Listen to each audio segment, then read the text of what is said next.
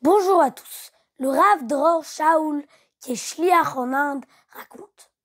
C'était après quelques années de shlichut, il y avait déjà des centaines de personnes qui ont fait teshuva, des centaines de personnes qui venaient le vendredi soir manger un repas de Shabbat au Bet Rabad. Donc le Bet Rabad est devenu trop petit. Et donc, ils voulaient construire un nouveau Bet Rabad. Mais à chaque fois qu'ils allaient chez la mairie, demander une permission pour construire un Bet Rabad, il le disait non, même pas pour un étage. Comme ça a duré pendant 4 ans. Un jour, il s'est dit, si déjà j'y arrive pas, je vais demander à un ami en Israël qui a fait le modèle du 770, la maison du Rabbi à New York. Je vais lui demander le modèle.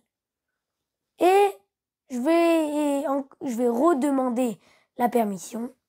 Peut-être qu'ils vont m'accorder. Il a reçu le modèle. Il a demandé à la mairie. Une semaine après, la mairie, elle a permis. Un miracle incroyable. Mais il n'y avait pas d'argent. Il n'y avait que des dettes. Il a décidé d'écrire au Rabbi toute sa situation. Il a écrit dans sa lettre qu'il ne pouvait pas aller ramasser de l'argent et laisser sa femme ici tout seul. Et il a mis dans le Igrat Kodesh. Il a ouvert à la page. Et sur la page, il y avait écrit « Je suis très content que tu construis. Je comprends que tu as besoin d'aide, mais c'est une très grande somme que tu demandes.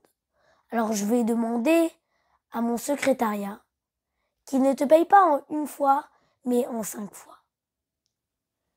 Donc il a compris qu'il y avait un lien entre ce qu'il a demandé et la lettre, mais il s'est dit « Oui, il y a pas d'argent. » Donc il a décidé de regarder ses contacts, tous ses contacts.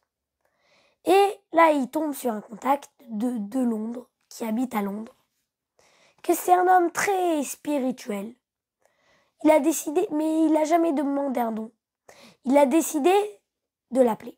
Il l'appelle, il lui dit « Voilà, j'ai envie de construire un nouveau Bet Rabad, mais j'ai pas d'argent. » La personne lui demande de quelle somme s'agit-il. Et il voulait pas lui dire une tellement grande somme. Mais il s'est dit, moi, je suis le tueur du Rabbi, je fais ce qu'il faut faire. Alors il lui a dit la somme exacte. Pendant quelques secondes, c'était silencieux.